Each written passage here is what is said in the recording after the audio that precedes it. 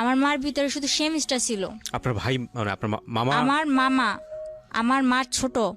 ওহো। ঠিক আছে, তখন যখন আমার মার এই অবস্থা করছে, বাহিরে কিন্তু অনেক লোক, হুম হুম হুম।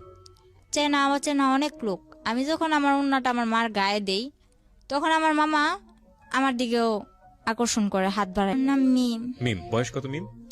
এই 18 চলতেছে। এখন 18 চলছে। আপনি কি একটু শারীরিকভাবে অসুস্থ? জি। আপনার কথা শুনে মনে হচ্ছে, কারণ একটু দুর্বল লাগছে আপনাকে। জন্ম জেলা কোথায়? আমার জন্ম জেলা নারায়ণগঞ্জ। নারায়ণগঞ্জ আর- থেকে আপনি আসছেন আজকের এই স্টোরিটা বলার জন্য? জি। ওকে, আর কিছু বলতে চাচ্ছিলেন? আর আমার বাবার বাড়ি কিন্তু মুন্সিগঞ্জ, কিন্তু আমি জন্ম নিয়েছি নারায়ণগঞ্জে, বড় হয়েছি নারায়ণগঞ্জে, ইভেন আমি এখন নারায়ণগঞ্জেই আছি। আচ্ছা, তো মিম শুরু করেন আপনি যেখান থেকে বলতে চান। খুব অল্প বয়সে যতটুকু শুনছি, এখনো আম্মুর কাছে শুনি যে আমার জন্মের পর থেকেই আমার বাবা তত একটা খুশি না, আমার এ নিয়ে অনেক ঝামেলা করতো। তো আমার মা কষ্ট সিদ্ধে আমার যখন 7 কি 8 বছর, এর মধ্যে আমার একটা ভাই হয়। হুম। তো এই ভাইটা আপনি হওয়ার প্রথম পর, সন্তান? হ্যাঁ, আচ্ছা। আমার আগেও আমার একটা ভাই হয়েছিল, কিন্তু ওটা হয়েছে মৃত। ও ওর আচ্ছা। কোনো, জি। কি করতো আপনার বাবা? আমার বাবা তখন আর কি, আমার দাদার হোটেল ছিল, হুম। ওই হোটেলে থাকতো, আচ্ছা আর এভাবে উনি গাড়ি চালাইতো। আচ্ছা আচ্ছা, ওকে। তো আমার বাবা যখন মনে করেন আমার বয়স 7, হুম আর আমার ভাইয়ের বয়স এই ধরেন 2 কি 2.5 হুম এরকম হবে, তখন আমার বাবা আমাদের ফালায় আর কি অন্য জায়গায় বিয়ে করে। আপনার বাবা? জি। ও আমার বাবা আমার মার অজান্তেই অন্য জায়গায় বিয়ে করে। যখন আমার মা জানতে পারে আর কি, তখন জিজ্ঞেস করে তুমি কি এটা করছো পরে। আর আমার মার বিয়ের পর থেকেই মনে করেন, যখন আমি হইলাম, আমার ভাই হওয়া অবধি ঠিক ছিল, যখন আমি হইলাম হুম। এরপর থেকে আমার মারে মারধর, আচ্ছা। মারে তো অনেক মারধর করছে। এরপর এরকম করে সংসার চলতেছে চলতেছে, আমার ভাইয়ের যখন 2 থেকে 2.5 বছর বয়স, হুম আমার ধরেন 7 বছর বয়স, তখন আমার মার পারতেছিল না। হুম এর মধ্যে আবার শুনছে যে বিয়ে করছে, তো আমার মার তো থাকার আর কোনো প্রশ্নই আসে না। হুম আমার মা আমারে আর আমার ভাইয়ের নিয়ে কিচ্ছু না বলে নানু বাড়ি চলে আসে। হুম এরপর আব্বু মনে করেন বিচার টিচার ডাকাইছে যে ও চলে যাবে কেন, ওরে বলো যে না যাইতে। তো আমার মা বললো তুমি এরকম এরকম করছো, তুমি বিয়ে করছো, শাদী করছো, আমার তো এখন আর কোনো দরকার নাই। তারপর যাই হোক, মা গেছিল আমাদের নিয়ে, গেছিল বাবার বাড়িতে। যাওয়ার পর মারে আবার অনেক মারধর করতো, আর মারধর করতো, যতবার মারধর করতো আমার ভাইটার অনেক আদর করতো, হুম কিন্তু আমার সামনে রেখে মারধর করতো। হুম হুম হুম। তো আমার ভাই যখন মনে করেন অনেক ছোট ছিল, তো তো আমার ভাইও তেমন একটা খানা দানা ঠিক মতো পাইতো না, আর আমার তো দেখতেই পারতো না আমার বাবা। হুম তো আমার মা এইসব সহ্য করতে না পারে আমার নানু বাসায় চলে আসে। নানু বাসায় চলে আসার পর ওই সময় আমার নানু অনেক গরিব ছিল, ওই ধানের মেলে কাজ করতো। হুম। আমার 2টা মামা আছে আর 3টা খালামুনি। তো আচ্ছা। আমার বড় খালামুনি অনেক আর কি জুয়া খেলে, এরকম হাজব্যান্ডের কাছে ওনার বিয়ে হয়েছিল। তো ওই আমার ওই খালু জুয়া খেলতো, প্রায় সময় আমার খালা এই বাসায় থাকতো, বেশিরভাগ নানু বাসায় থাকতো। আবার আমার মার কপালও এরকম হইলো। হুম আর মেজু খালায়ও যদিও একটু আল্লাহ দিলে ভালো নামাজি কালামির ব্যক্তির কাছে বিয়ে হয়েছে, কিন্তু উনি বাবার বাড়ির কথা শুনতে পারতো না। হুম তো উনি মোটামুটি শান্তিতেই ছিল। তো আমার মা ভাবতো যে আমার বড় বোনটা এভাবে কয়েকদিন পর পর বাবার বাসায় এসব থাকে। আমার ভাই 2টা, একটা মই চাষ গেছে, আচ্ছা। আর মই চাষ গেছে আমার মার ইয়ে। আমার মা যেমন কিছু আমার বাবার সংসারে থাকতে টুকিটাকি যেগুলা রাখতো, হুম ওগুলা জমাইতো বাবারে না জানায়া। হুম তো ওইভাবে জমাইতে জমাইতে যেমন অনেকগুলা টাকা কইরা মামার দিছে, তো মামা ওদিক থেকেও গেছে, মামা নিজেও কিছু জোগাড় করে গেছে। হুম তারপর মনে করেন মামা মই চাষ, ছোট একটা খালা আছে, ছোট একটা মামা আছে, আর আমরা 2 ভাই বোন। হুম এর মধ্যে বড় খালাও মনে করেন এই বাসায় থাকে, আমার মা ওই বাসায় থাকে। হুম। তারপর বড় খালার ঝামেলা শেষ করে বড় খালার বাসায় পাঠাই দিছে। আর আমার আম্মু বলতেছে, আমার আম্মু তখন কাঁথা সেলাইতো, আচ্ছা। কাঁথা সেলাই করে সংসার করতো, দর্জি কাজও জানতো, টুকটাক করতো। পাশের বাড়ি একজন বুদ্ধি দিল যে তুই বাইরে চলে যা। আপনার মাকে বুদ্ধি দিল? জি। তখন কি বাবার সঙ্গে থাকতো না আলাদা হয়ে গেছে? না, তখন তো আমার মা আলাদাভাবে আইসা পড়ছে। আচ্ছা আচ্ছা, মানে বাবার বাড়ি থেকে। আপনারা কি মার সঙ্গে থাকতেন না বাবার হ্যাঁ। সঙ্গে? মার সঙ্গে থাকতেন, দুই ভাই হ্যাঁ, বোন। এর মধ্যে আবার অনেক কিছু হয়েছে কি, যখন আমার মা আইসা পড়ে তখন 3 মাস পর আমারে আবার নিয়ে যাওয়া হয় আমার আপনার ভাইটা। বাবার বাসায়? হ্যাঁ, আমার ভাইটা দুধের বাচ্চা, আমার ভাইটা নিতে পারে না, আচ্ছা, তো আমার নিয়ে যায়। নিয়া বলতেছে যে তুই বাবার সাথে থাকবি না, তুই মার সাথে থাকবি। আপনাকে জিজ্ঞেস করেছে? হ্যাঁ, হুম। কিন্তু কোনো দিন এতটা আদর করে নাই। আমার দাদু বাড়ির সবাই আমারে যতটা আদর তখন আমারে করছে যে তুই আমাদের সাথে থাকবি, মানে আপনাকে রাখার জন্য মূলত। কিন্তু আমার রাখতে পারে নাই। মানে আপনি ডিসিশন দিয়েছেন না আমি মার সঙ্গে থাকবো? আমি ওদের কাছে বলছি হ্যাঁ থাকবো, যখন বলতাম যে না থাকবো না তখন রাইগা যাইতো আর কি, একরকম করতো আমার সাথে। পরে যখন বিচার বসলো তখন আমি বললাম আমি মার সাথে থাকবো। আপনি নিজে থেকেই বলেছেন? তখন কি স্কুলে যাইতেন, মানে ওই বয়স ছিল না? কয় বছর বয়স তখন? আমার বয়স 7 বছর। ও আচ্ছা, তার ক্লাস 1 2 তে পড়ার বয়স। হ্যাঁ পড়াশোনা করতেন? হ্যাঁ, তখন আমি 3 তে পড়তাম। ক্লাস 3 তে পড়তেন। তো আপনি যেটা বলছিলেন যে আপনার মাকে বুদ্ধি দিল যে বিদেশ চলে যাওয়ার জন্য, হ্যাঁ, তারপর ওই আমার মা কি করলো, আমার মা মামারে জানাইলো যে আমি তো বাইরে যাবো, কিছু করতে পারবি কিনা। মামা ডাইরেক্ট বললো না। মা বললো আমার কিছু টাকা পয়সা লাগতো, এখন যদি তোরা না করে দেস তাহলে আমি কার কাছে যাবো, তোকে যে সময় প্রয়োজন ছিল আমি কি তোকে হেল্প করছি না আমার সংসারে থাইকা, এখন তোরা কিছু কর। তো আমার মামা ডাইরেক্ট না করে দিল। পরে আমার নানু বুঝাইলো যে দেখ তো মেয়েটা কই যাইব। এটা বুঝানোর পর মামাও কিছু দিল। তারপর হলো যে মা এই কাঁথা সেলাই করা, দর্জি কাজ করা, মনে করেন 7-8 মাসে কিছু জোগাড় করলো। জোগাড় করার পরে মা এইসব দিয়া ওই সেন্টার টেন্টারে এদিক সেদিক যাইয়া মনে করেন কিছুদিন পর মা বিদেশ চলে যায়। তখন আমি 8-এ পড়ি। আচ্ছা, ঠিক আছে। তো আমার আপনাকে রেখে যায় কোথায়? আমার নানির কাছে রেখা যায়। নানির কাছে রেখে যায়, ঠিক আছে। নানুর কাছে, নানির কাছে ছোট মামা ছিল বাসায় আর ছোট খালা ছিল। তো আর আমার ভাইটারে আর আমার নানির কাছে রেখে যায়। আমার মা যাওয়ার 3 মাস পর আমার নানি মারা যায়। ওহো। আমার নানি মারা যাওয়ার পরে মনে করেন এখন তো আমার ছোট খালাটা সংসার হাল ধরলো। আমরাও খুব ছোট ছোট ছিলাম তখন। আমার মাদ্রাসায় দিল, স্কুল থেকে আইনা মাদ্রাসায় দিল। তখন ক্লাস 5-এ পড়ি। 5-এ পড়া অবস্থায় মনে করেন এখন আমার সামনে পরীক্ষা, এর মধ্যে আমার নানু মারা গেছে। আবার বলতেছে আমার ছোট খালামণির বিয়ে ঠিক হয়েছিল, 40 দিন যাওয়ার আগে বিয়ে দিতে হইব, নয়তো 40 দিনের পরে 18 মাস যাওয়ার আগে বিয়ে দিতে হইব। এগুলো কি বলেছে? এগুলো আর কি আশেপাশের লোকজন? হ্যাঁ, আশেপাশের লোকজন বলে যে মরার 18 মাস এগুলা বাছাবাছি করে আর কি ওনারা। তো এগুলা বলার পর কিছু করার নাই। নানির 40 দিন যাওয়ার পর 18 মাস যাওয়ার আগে আর কি 2 মাসের মধ্যে আমার খালামণিরও বিয়ে দিয়ে দেয়। তখন আমার কেবল 8 বছর, আমার ভাইটা 3 বছর। এরপর আমার নানু কি করবো, কিছু তো করার নাই। তো বড় খালার বড় মেয়ে যেটা আছে ওরে আনে, ও স্কুলে পড়তো। ও তখন এসএসসি দিছে, কলেজে ভর্তি হবে এমন সময় ওরা আইনা পড়ে। তো সংসারের হালটা ধরার পর মনে করেন কোনো মতে সংসারটা চলতেছে। তো হঠাৎ করে আমার ওই বোন মনে করেন কিছুর থেকে কিছু হইলে আমাদের দুনো ভাই বোন, আমার ভাইটা যে বাচ্চা, আমার ভাইটা কিন্তু এখন শুকায় গেছে, কিন্তু ছোটবেলা এত কিউট ছিল। আমার ভাইটার দেখলে সবাই যে না দেখবো ও আদর করতে চাইবো, এরকম মোটা টোটা ছিল। আমার ওই ভাইটার দিকে তাকায় ওর একবার মায়া হয় নাই। ও শুধু শুধু মারতো, কথা থেকে কথা হইলেই মারতো। আর আমার তো কোনো কথাই নাই। ওরে আনা হয়েছে এই সংসারের কাজ করার জন্য। আমার মা বিদেশ থেকে ওর জন্য এক্সট্রা খরচ দেয়। আমার মামারা বলে দেখ মুক্তি তোর যা লাগবো আমাদের বলবি, কিন্তু ও দুনো ভাই বোনের যাতে কষ্ট না হয়। তখন মনে করেন আমার বোনটা কিছু থেকে কিছু লেগে তো যা তোর বাবার কাছে যা, বাবার কাছে পাঠাইতো। বাবা বলতো আমার কাছে আসছোস কেন, ডাইরেক্ট আমার কাছে আসার কি দরকার, মার কাছে থাকবি মার কাছে যা। মাও মাঝে মাঝে ফোনে বলতো তোর বাবার কাছে যা দেখ কিছু বলে কিনা, ওখানে থাকতে পারিস কিনা, এরকম কিছু বলতো মা। তো আমার মা ক্লাস 8-এ পড়েন তখন? না, তখন 5-এ পড়ি, পরীক্ষার সামনে। আচ্ছা। তো এরকম করতে করতে আর কি সারাদিন কাজ করতাম, শুধু আমি ক্লাসটা করার টাইম দিত আমারে। আর বাকি সময় শুধু ঘরের কাজ করতো?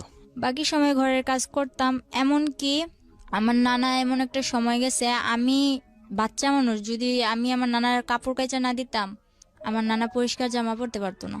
তখন আমি 5-এ পরীক্ষা দিব, 8-9 বছরে পড়ছি। হুম এরপর মনে করেন আমি কোনো প্রাইভেট কোচিং টোচিং কিচ্ছু করতাম না। পরে পরীক্ষাটা দিলাম, এরকম করে এই পরীক্ষাটা দিলাম। এই সকালে উঠা কি আমি এত তাড়াতাড়ি কি থাল বাসনগুলো ধুইতে পারবো? ও রাত্রে 11টা বাজলো, আমি ঘরের মধ্যে পানি আইনা কলসের মধ্যে কইরা ঘরে পানি আইনা বোলের মধ্যে নিয়ে ওই থাল বাসনগুলো ধুয়ে রেখে যেতাম। হুম এরকম একটা অবস্থা ছিল। আশেপাশের নানুরা কি করতো, আমার কাছে আমার কথা বলতো, আর ওই আমার খালাতো বোনের কাছে আমার খালাতো বোনের কথা বলতো। হুম আমারে বুঝাইতো, দেখ মুক্তি তো তোদের সাথে এরকম করে, মুক্তি ভালো না, এটা ওইটা, এরকম ভাবে চলবি, ওইরকম ভাবে চলবি। আর মুক্তি আবার বুঝাইতো যে এই দুটার বাপের বাড়ির কাছে, বাপের কাছে পাঠাস না কেন, রাখছস কেন তোদের কাছে, হুম এরকম করে আর কি হালডি মারতো। তো বাসার মধ্যে আমার প্রায় 14টা, আজ তো মিল্লা 14টা নানি, একজনে এক কথা বলতো। তো তো ওই সময় বাচ্চা মানুষ ছিলাম, তো মনটাও প্রায় নষ্ট হয়ে গেছিল। হুম পরীক্ষাটা দিলাম, ইনশাল্লাহ ওর বোন একটা, আমার খালাতো বোন আরেকটা, মুক্তির ছোটটা আমার সাথে পরীক্ষা দিছে, ওর থেকে ভালো ভালো নম্বর পাইছি।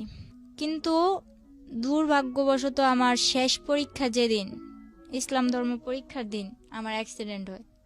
ওকে যে অটো দিয়ে গেছি ওই পুরো অটোটা অ্যাক্সিডেন্ট হয়, কিন্তু আমার বেশি হয়। আমার ডান হাতের এই আঙুলটা ভাঙা যায়। ভাঙা যাওয়ার কারণে আমি সবটাতে ভালো পাইলেও ওই পরীক্ষাতে আমি কিছুই পাই নাই। তো বাসায় এগুলা নিয়ে অনেক কিছু হয়েছে, যে পরীক্ষায় ফেল গেছে, এটা গেছে, ওইটা গেছে। তো আমার মারে বলতো কি যে আমি আমার মার সাথে কথা বলতে চাই না।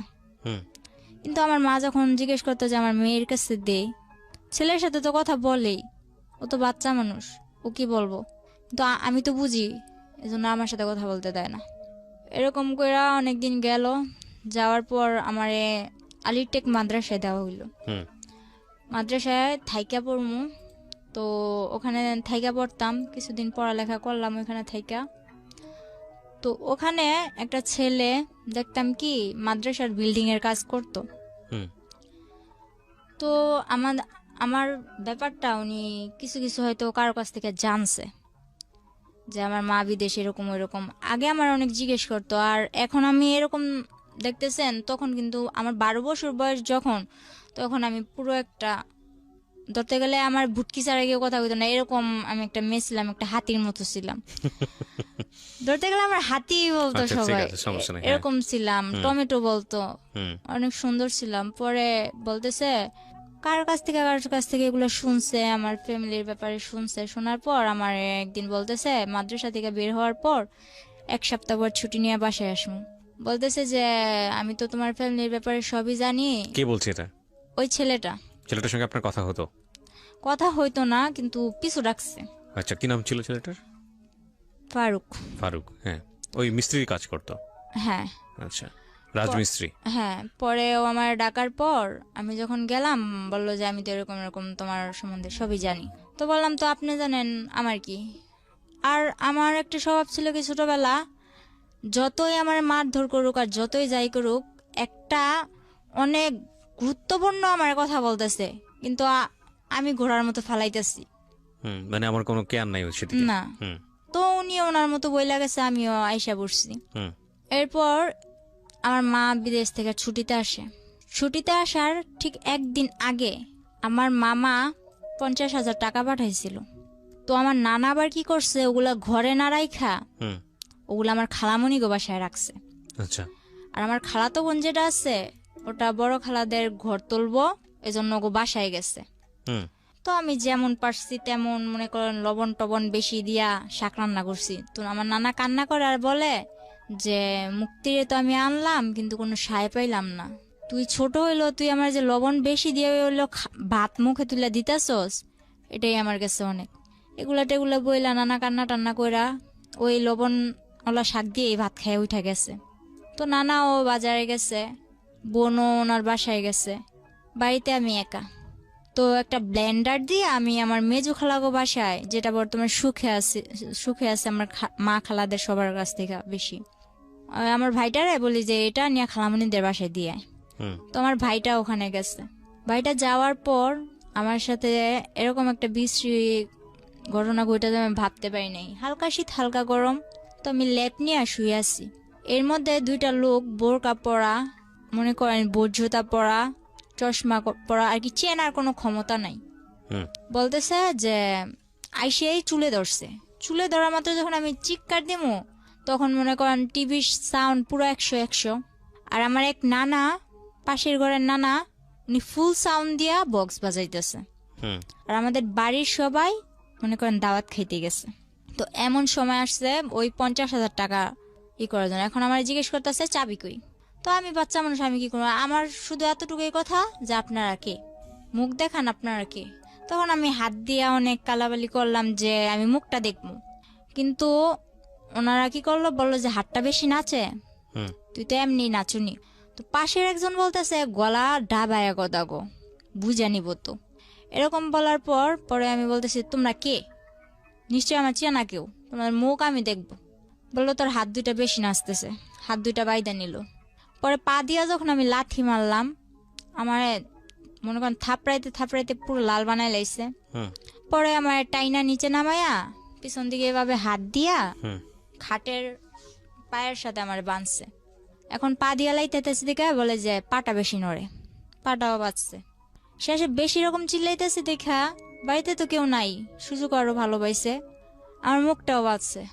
বাঁধার পর মনে করেন কিছুদিন আগে নানা নতুন ফ্রিজ কিনছে, হুম ফ্রিজটার মধ্যে একটা দাম করে লাথি মেরে বলল কি যে সুখ বেশি হয়ে গেছে, ফ্রিজও আনছে ঘরে।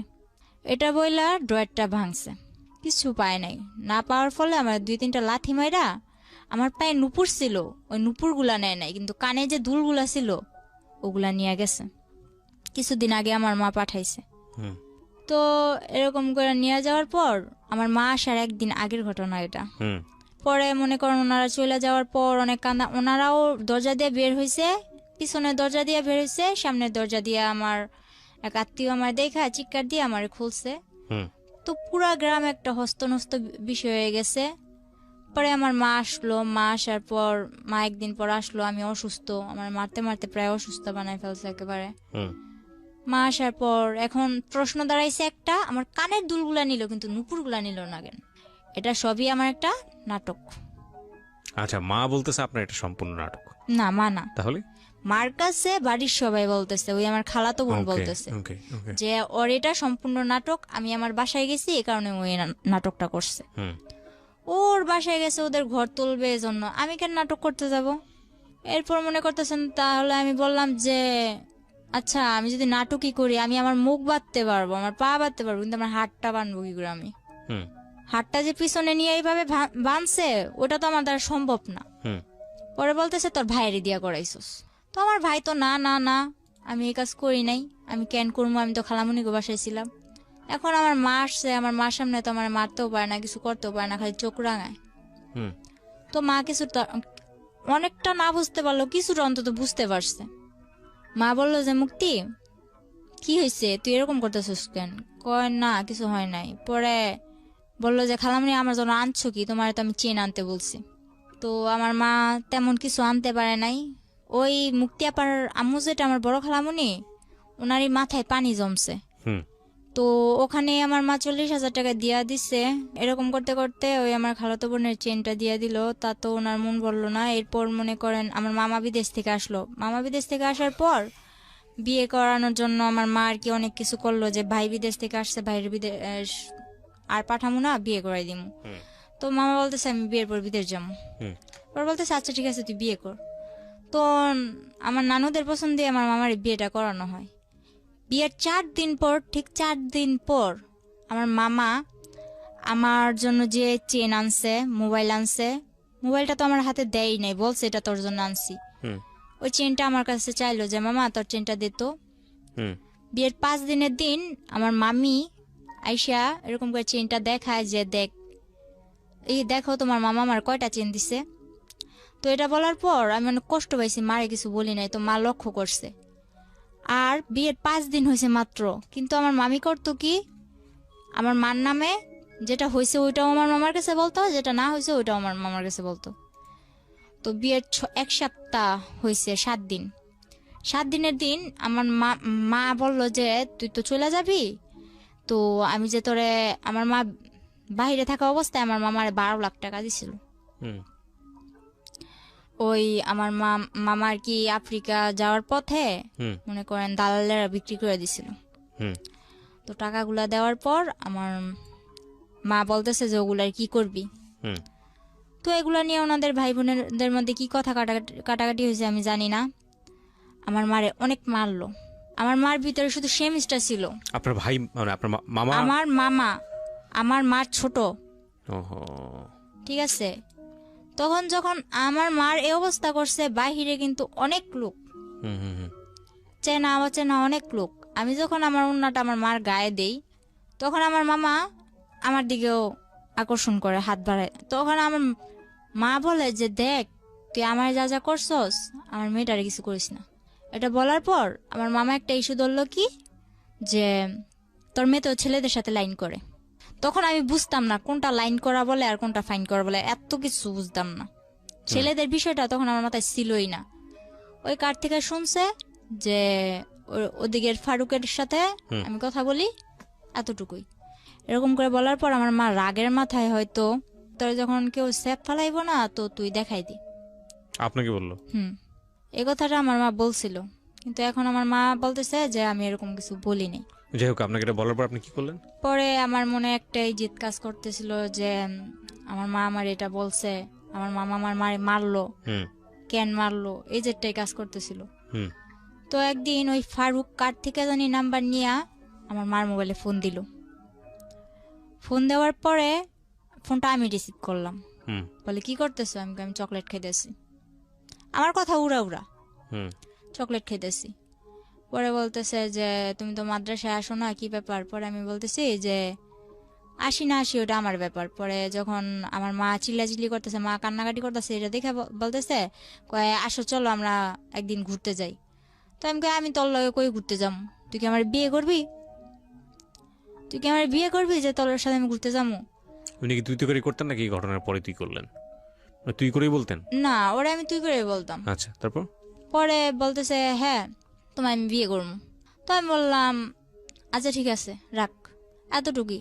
তো ও এই কথাটারে মনের ভিতর গাইথা নিছে যে তুই কি আমার বিয়ে করবি। কিন্তু আমি কিন্তু এত কিছু মনে করিনি। এরপরের দিন 14ই ফেব্রুয়ারি, ঠিক আছে, ওই দিন 14ই ফেব্রুয়ারি ছিল। মাদ্রাসায় তেমন কোনো অনুষ্ঠান ছিল না, কিন্তু আর কি বান্ধবীরা একরকম জামা পরা, তারপর হইলো যে সব একরকম ড্রেস ফেরা, কিছু একটা আর কি খাবার দাবারের আয়োজন করবো এরকম। তো 14ই ফেব্রুয়ারির দিন আমি বাসা থেকে বের হই। মনে করেন মোটামুটি আমার হাতে আংটি ছিল, ব্রেসলেট ছিল, পায়ের নুপুর, পায়ের আংটি, গলায় চেন, দুল এসব ছিল স্বর্ণের। তো এগুলা পয়রা টয়রা বের হয়েছি। তো আমার মার, আমি একটা মেয়ে, আমার মার তো অনেক আউস আছেই না। তো আমি অনুষ্ঠানে যাইতেছি, আমার মা নিজের হাতে আমার সাজাই দিছে। তো যাওয়ার সময় আমি আমার মার কাছে টাকা চাই। আমার মা বলে যে টাকা নাই। আমি আমার মার আবার মামা মারার পর দাঁত ব্যথা হয়ে গেছিল, বলতেছে 500 টাকা আছে, এই টাকাটা নিয়ে আমি যাম, ডাক্তার কাছে যাম। তো আমি বললাম আমি এটা নিয়ে যাম। মা বললো না। তো আমি বলতেছি আমি এটা নিয়েই যাম। মা বলতেছে না, এটা বলে মা মাঠে গেছে। তো মাঠে যাওয়ার পর আমি ওই টাকাটা নিয়ে মাদ্রাসায় যাই। মাদ্রাসায় যাওয়ার পর ওখানে তেমন কিছু হয় নাই। মাদ্রাসায় যাওয়ার পথে ওই ফারুক বলতেছে কি হলো তোমার গাল টাল এরকম লাল কেন? পরে বলতেছে গাল টাল লাল কেন? এর আগের দিন আবার মার সাথে ঝগড়া লেগে আমার খালামুনি আমার 2-3টা থাপ্পড় দিছিল। কোন ক্লাসে পড়তেন তখন আপনি, যখন এইগুলো ঘটনা? তখন আমি 6-এ। এত অল্প বয়সে? আচ্ছা, 6-এ। পরে মনে করেন 7-এ প্রায় উঠমু। তখন ও কি করলো, ফেব্রুয়ারি দিকে ও বললো যে চলো কই তোমার ডাক্তার কাছে নিয়ে যাম। তো আমি বললাম ডাক্তার কাছে যাবো। তখন ওই সময় আবার আমার মা, মনে করেন তখন আমার মা দেশে ছিল কিন্তু বাইরে যাওয়ার উদ্দেশ্যে। তো আমার মা বলতেছে যে আমি তো চলে যাবো, তুই তাড়াতাড়ি চলে আসিস। তো বলতেছে যে চলো। তো আমি বললাম যে কই যাবো? কই ডাক্তার কাছে। তো আমার একটা অভ্যাস ছিল কি ছোট থেকে, আপনি আমি চিনি না জানি না, আপনি যদি বলেন যে আয় ঘুরতে যাবো, ঠিক আছে আমি ঘুরতে যাবো, আপনি যেই হন ঘুরতে তো নিয়ে যাবেন। পরে মনে করেন এরকম করতে করতে ও 2-3 বার বলার পর ওই 14ই ফেব্রুয়ারির দিনই হুম ও আমারে বলল যে তুমি আসো। হুম তো আসতে বলল, এরপর আমার কিচ্ছু মনে নাই। ও নাকি ও আমার নিয়ে যাওয়ার পর আর কি বলছে যে আমার ডাক্তারের কথা বলে ও নিছে, হুম কিভাবে নিছে, কোত্থেকে নিছে এটাও আমার মনে নেই। হুম ও আমার নিছে যখন আমি গাড়িতে, তখন আমি ওরে বলতেছি যে কিরে তুই আমার কই আনছস, হুম আমি এখানে কেন? তো গাড়ির মধ্যে আমি অনেক বড় একটা চিল্লাচিল্লি আর কি মানুষ জড়ো করে নিছি। হুম তখন আমি কক্সবাজারের ওদিকে আমার নিয়ে চলে গেছে, কক্সবাজার অব্দি, কিন্তু আমার হুঁশ নেই। ডাক্তারের কথা বলে আপনাকে কক্সবাজারে নিয়ে যাচ্ছে। কিন্তু Okay. আমি যে গাড়িতে উঠছি এটাই তো আমার মনে নেই। কিছু একটা খাইয়েছে আপনাকে? কি করছে তাও আমি জানি না। আচ্ছা। পরে মনে করেন আমার যখন আমার সজ্ঞান আসে যে আমি ওর সাথে এত দূর কেন, বা রাত্র হয়ে যাইতেছে, আমার মা তো টেনশন করবো। হুম তখন কিন্তু আমার হাতে একটা ফোন ছিল, কেউ জানতো না, আমার মাও জানতো না। হুম তখন আমি এফএম শুনতাম, ওই ফোনটা কেউ জানতো না আমার কাছে আছে, হুম এমনকি আমার মাও জানতো না। হুম পরে ওই ফোনটা দিয়ে আমি গেমস খেলতাম, সিম টিম কিছু ছিল না। হুম তো সিম টিম কিছু ছিল না, একটা মার সিম ছিল। মার সিম থাকাতে যে আমি মার থেকে নিছি যে মা এই সিমটা আমার দরকার, হুম কারণ সিম ছাড়া আমি এফএম শুনতে পারতেছি না। তো ফোনের এত কিছু বুঝি না, ওই এফএমটাই শুনি আর করি, গেমস খেলি। হুম এরপর ওই মোবাইলটা ছিল আমার সাথে, পরে বলতেছে তোমার সাথে মোবাইল আছে, মোবাইলটা দাও। হুম মনে করেন জোরাজুরি করে এক পর্যায়ে আমার থেকে ওই মোবাইলটাও নিয়ে নেয়। হুম পরে আমি যখন চিল্লাচিল্লি করে মানুষ জড়ো করি, তখন ওর বাসায় ফোন দিয়া কিভাবে কি ম্যানেজ করলো জানি না, ওর বাসার লোক বলল যে আমি ওর খালামণির মেয়ে, রাগ কইরা চলে আসছি ঢাকা, আমার নানু বাড়ি, রাগ কইরা চলে আসছি। এখন উনি আমার মা বলতেছে, ওর খালামণি বলতেছে যে ওর খালামণি আমার মা, ওর মা এখন বলতেছে যে আমার যাইতে দিতে। আমি একটু পাগলা টাইপের, আমার কিছু মনে থাকে না, তো আমার জিজ্ঞেস করতেছে তোমার বাড়ি কই। তখন আমি এটাও বলতে পারতেছি না যে আমার বাড়ি কই। মানে এটা কোথায় নিয়ে গেছে আপনাকে? এটা তখন কক্সবাজার, কক্সবাজার কার বাসায়? গাড়িতেই। ও গাড়ির মধ্যেই? হ্যাঁ, গাড়ির মধ্যে আমি চিল্লাচিল্লি শুরু করছি আমার কই নিয়ে আলি। আচ্ছা, ও তো গাড়ির মানুষ লোকজনদেরকে জড়াইছে। বলতেছে? হুম, হুম, হুম। আচ্ছা। পরে এক পর্যায়ে ওরে গাড়ির লোকগুলা ছেড়া দেয়। হুম ছেড়া দেওয়ার পর চকরিয়া, ওর খালাতো ভাই রুবেল, হুম ওর বাসায় নিয়া মনে করেন আমার 2 ঘন্টাও রাখতে পারে না। আমার পাগলামানি দেখে কি আমি বাসায় যাবো, আমি বাসায় ফোন করবো। তখন তো আপনি জানতেন না যে আপনি কই যাচ্ছেন, কোথায় না। যাচ্ছেন? হ্যাঁ। তখন ওটা কোন জায়গায় এটাও এটাও জানতাম না, জানতেন কিন্তু না। ওরা কি বলতেছে আমি কিছু বুঝতেছি না। হুম আমি খালি হা করে তাকায় থাকতাম। তো এক পর্যায়ে ওর মামাতো ভাই আর মামাতো ভাইয়ের বউ আমার বুঝাইলো, দেখো সামনে ওই পুলিশ ক্যাম্প দেখছো, যদি এখন তুমি এমন করো তাইলে মনে করো বলবে যে তোমার তুমি কোত্থেকে আইসো না আইসো, তোমার এদিক থেকে ধরে নিয়ে যাইয়া হুম ওদিকে অনেক মারপিট করবো। ও আমার কি করলো, এইসব বুঝায় টুজায়া বললো যে চলো আমরা বিয়ে করবো। তো আমি বললাম বিয়ে কয়ে কারে, আমি এসব বুঝি না, আমি বাসায় যাবো। আচ্ছা ঠিক আছে, তাহলে তুমি এক জায়গায় চলো, ওই জায়গা থেকে কাজ শেষ হইলে হুম তুমি তোমার বাসায় যাইবা, আমি নিজে নিয়ে দিয়ে আসবো। তো এদিক দিয়ে আমার বাড়ির সবাই হয়রান, আমার মা ও বিদেশ টিদেশ যাওয়া বাদ, হুম আমার মেয়ে কই। এদিক দিয়া মনে করেন আমার নানার ছোট ভাইয়ের ছেলে যারা আছে ওরা অনেক প্রভাবশালী, হুম এলাকার মেম্বার চেয়ারম্যান, ওরাও মনে করেন কেস টেস কইরা মনে করেন একরকম অনেক কিছুই করছে আমার হুলস্থুল জন্য। অবস্থা, হ্যাঁ। পরে ওরে বলতেছে আমি বাসায় যাবো, এর মধ্যে আমার কিছুতেই বাসায় যেতে দিব না। পরে নিল কাজী অফিসে, তো আমি বুঝতে পারি নাই যে এটা কাজী অফিস। কয়েকটা লোক আসলো, ওর মা, ওর বাবা, ওর মামা, ওর আরো 2-1 জন আত্মীয় হুম ওখানে সবাই উপস্থিত ছিল। তো আমার যে সময় বিয়ে হয় তখন কিন্তু আমি হাফ প্যান্ট পরি, এরকম অবস্থা। হুম তো মানে বিয়ে করে আপনাকে, হ্যাঁ। জোর করে আপনাকে বিয়ে করে? আমি ওর খালাতো বোনের সাথে খেলি, ওখান থেকে ডাক দিয়ে আমারে মনে করেন ও আমারে বিয়ে করে, কিন্তু আমি বুঝতে পারি না ওরা কি বলতেছে, এটা তো আমি বুঝি না। তো সবাই মিলাদ পড়তেছে, আমিও মনে করেন মোনাজাত ধরে মিলাদ পড়তেছি। আমার মোনাজাত ধরতে গেল, আমি মোনাজাত ধরলাম, আলহামদুলিল্লাহ বলতে বললো, আমি আলহামদুলিল্লাহ বললাম, কবুল টবুল কিছু না, শুধু আলহামদুলিল্লাহ।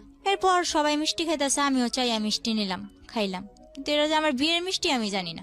তো এর পরের দিন যখন মনে করেন ও ওরে আর আমার এক রুমে থাকতে দেয়, ওর খালাতো ভাইয়ের বউ, ওর মাও আমারে বুঝায়, তখন আমি বললাম মানে কি, আমি তো থাকবো না। এরপর আমার অনেক কান্নাকাটির পর আমি আমি আমি আমি আমার বাসায় যাবো, আর কিছু জানি না, ব্যাস এতটুকুই। পুরা একটা বিশৃঙ্খলা করে লাইছি, ওকে পুরো পাগল বানাই লাইছি। পরে বলল যে ও তো তোমার বিয়ে করা স্বামী, এখন যদি তুমি এরকম করো তাহলে তো তোমার পুলিশে দেওয়া হইব, তুমি স্বেচ্ছায় বিয়ে করছো, এখন তুমি এরকম করতেছো। তো আমি বললাম আচ্ছা, আমি যতটুকু জানি বিয়ে করতে আমার বাবার নাম লাগবো, মার নাম লাগবো, এগুলো কোথায় পারলি? আমার তো বিয়ে করছোস, কিন্তু এগুলো কোথায় পাইলি? পরে দেখলাম কি একটা ভুয়া। তখন আমার বয়স কেবল 12, অথচ আমার বয়স দিছে 22-এর উপরে। একটা জন্ম নিবন্ধনের কার্ড বানাইছে, গ্রামের নামও যেমন আমার গ্রামের নাম কুলকেতচর, কিন্তু ওখানে কুলকেতচর, আলিটেক, আলিটেক এরকম করে আর কি অনেক ভুল। একটা জন্ম নিবন্ধনের কাগজ বানায়া কাবিন টাবিন কইরা 3 লাখ টাকা কাবিনে আমার বিয়ে করছে। 5 লাখ টাকা কাবিন, 3 লাখ টাকা উসুল, 2 লাখ টাকা বকে, এরকম ভাবে আমার বিয়ে করছে।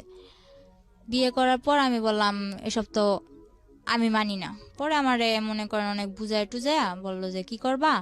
তারপর বললো আচ্ছা তুমি ওর সাথে থাকো, থাকার পর কয়েকদিন পর তোমরা আবার তোমাকে বাসায় চলে যাইবা। আচ্ছা ঠিক আছে, ওর সাথে থাকলাম। মনে করেন ওর সাথে থাকার পর আমার প্রথম রাতেই মনে করেন আমি 1 সপ্তাহ হসপিটাল, আমার অবস্থা খারাপ। প্রথম যেদিন ওর সাথে এক ঘরে ছিলাম তখনই মনে করেন আমি 1 সপ্তাহ হসপিটাল। তখন ওর মা বাবা কি করলো, বললো যে আচ্ছা ওই বাসায় থাকা লাগবো না, তোরা তোর বোনের বাসা ওরে নিয়ে চলে যা। তো আমার ননাসের বাসাটা পাহাড় অঞ্চলে ছিল, ওখানে ছিলাম। থাকার পর ওখানেও কয়েকদিন থাকার পর আমার শ্বশুর বলল ঠিক আছে এবার আমি গ্রামের কিছু মানুষ জানাইয়া বউরে ঘরে তুলে নিয়ে আসি। তো এগুলা করার পর গ্রামের কেউ মানে না, যে ও না জানায় বিয়ে করছে, ও বউ ঘর তুলতে পারবো না, এটা ওইটা। তো আমার শ্বশুর কেউ না জানাই আমার ঘরে তোলে, কেউ জানে না। পরে এক পর্যায়ে যখন আমার ঘরে তোলার পরে আর এখন আমার শাশুড়িও মানতে পারে না। আমার ননদ যেটা, আমার 7টা ননাস, 5টা ননাস, 2টা ননদ, একটা ভাসুর। তো এরপর মনে করেন ওরা আমার মানে না। যখন ওরা কেউ না মানে তখন আমার শ্বশুর আর ও আমার অনেক সাপোর্ট করে। তো আমার বিয়ের 19 দিনের দিন ও আমার ফোন করতে দিছে আমার বাসায়। যখন আমি ফোন করছি তখন তো আমি দুনিয়া পেয়ে লাইছি, এই বুঝি আমার নিয়ে যাইব। তো আমি ফোন করার পর যে ঠিকানা দেই, ওই ঠিকানা দেওয়ার পরে মনে করেন ওরা আমার ওই জায়গা থেকে আবার অন্য জায়গায় সরায় নেয়। ওরা অন্য জায়গায় ঠিকানা দিলে আবার ওই জায়গা থেকে আবার আরেক জায়গায় সরায় নেয়, এই অবস্থা। তো আমার বাড়ির লোক ওই চট্টগ্রাম পুরা ভাইজা খাইছে আমার জন্য, কিন্তু কিছু আমার খুঁজে পায় নাই। পরে এক পর্যায়ে আমার বাড়ির লোক বলতেছে তুই তো মিথ্যা কথা বলস, তুই তো মিথ্যা বলছস, তুই চট্টগ্রাম নাই, তুই অন্য জায়গায় আসছস। পরে আমার বাড়ির লোকেরও আর বুঝাইতে পারলাম না, সবাই এক পর্যায়ে। আর আমার গ্রাম এমনকি আমার মাও জানে যে আমি প্রেম কইরা লাইন কইরা চলে গেছি। ওই যে ঝগড়া হয়েছে, মামা এই কথা বলছে, ওই মামার কথা ধরে আমি প্রেম করছি, প্রেম করে চলে গেছি। সবাই যখন জানে আমি প্রেম করে চলে গেছি, সবাই আমার কথা কথা এই কথাটা বলে। তো মাইনা নিলাম, আচ্ছা যাও আমি প্রেম করে বিয়ে করছি, এখন কি করবো বলো। পরে এর মধ্যে জানি যে বুঝতে পারলাম আর কি আমার শরীরটা বেশি একটা ভালো না, কিছু খেয়ে পেটে রাখতে পারি না, আর মাথাও ঠিক মতো উঠাইতে পারি না। তো পরে শুনলাম যে আমি প্রেগনেন্ট। তখন তো মনে করেন আমার উপর আসমান জমিন কিভাবে ভাঙ্গা পড়ে, এরকম একটা অবস্থা। এরপরে ওরে বললাম, ওরে বলার পর ওর মা আর ও ওদের বাসায় নিয়া চালের বস্তার উপরে ফেলায় আমার মায়ের এই বাচ্চা নষ্টই করতে হইব, নষ্ট করতে হইব মানে নষ্ট করতে হইব।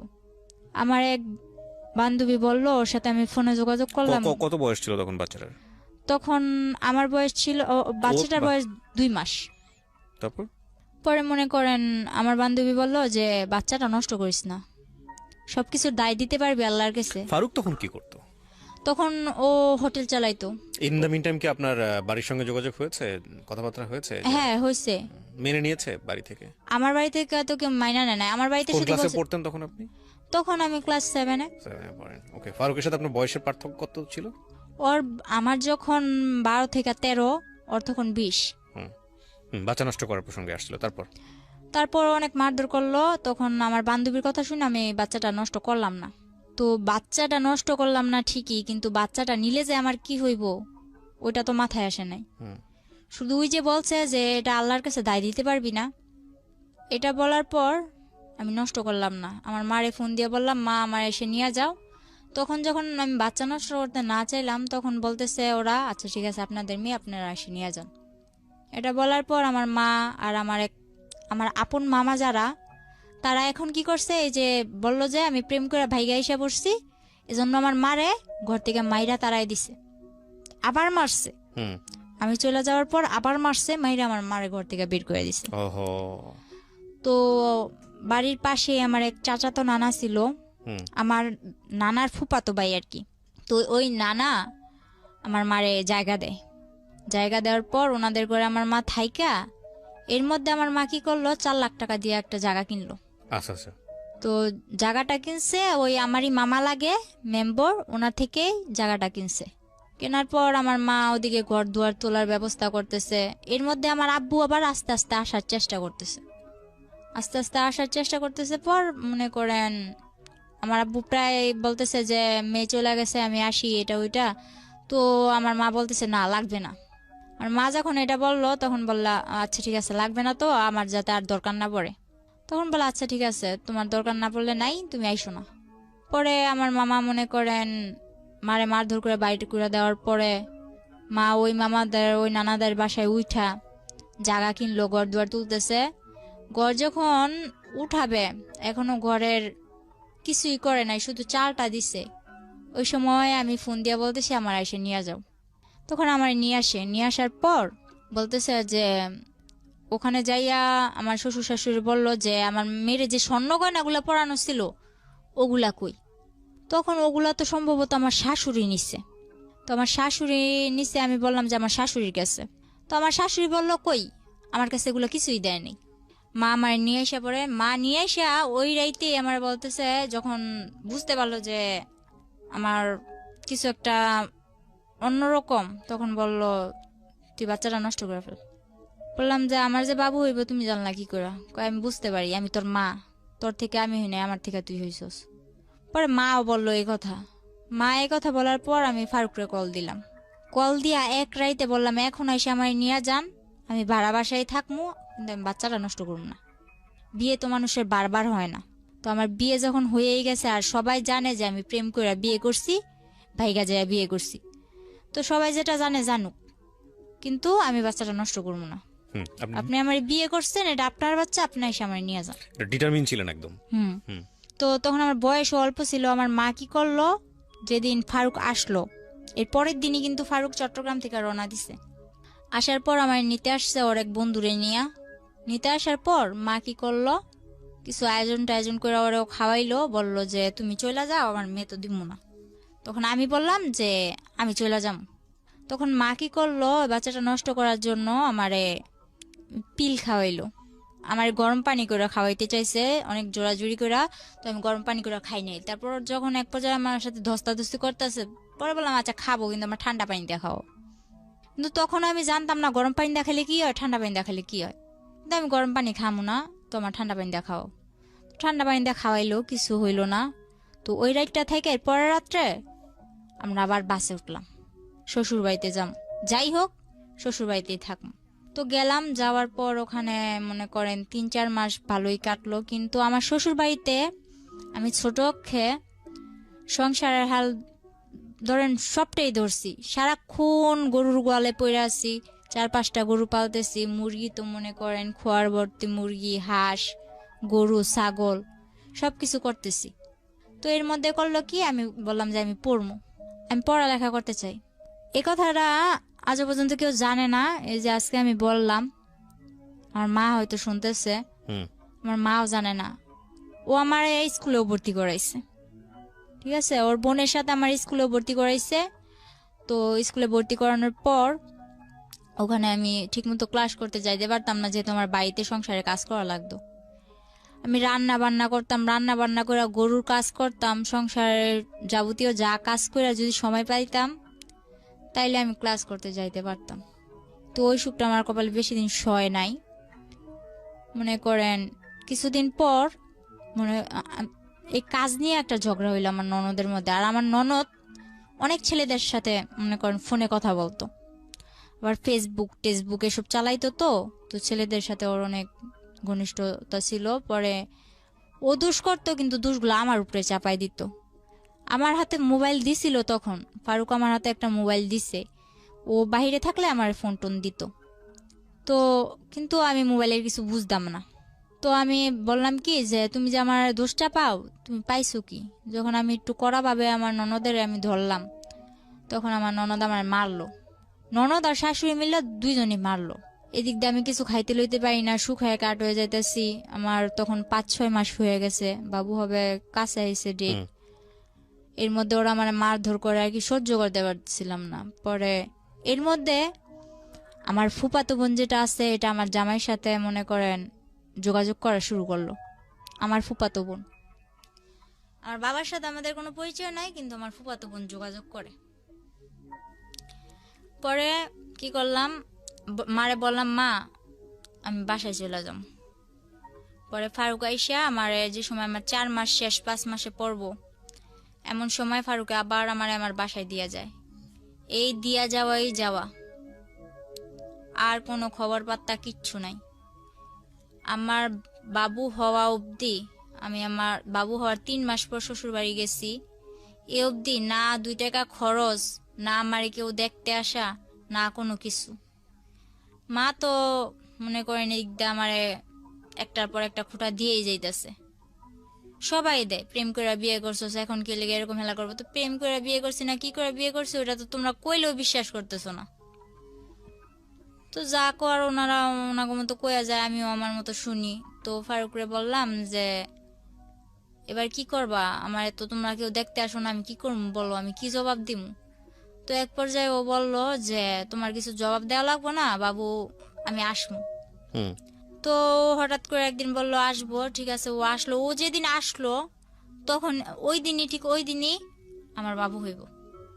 তো ওই দিন আমার ডেলিভারি হইলো। ডেলিভারি হওয়ার পর ও আমার মার হাতে, আমার ডেলিভারি হওয়ার সময় প্রায় খরচ গিয়েছিল 12-13 হাজার টাকা, কিন্তু ও আমার মার হাতে খরচ দিল মাত্র 2,000 টাকা দিয়া। পরে বলতেছে যে আমি এবার আমার বাসায় যাওয়া লাগবো।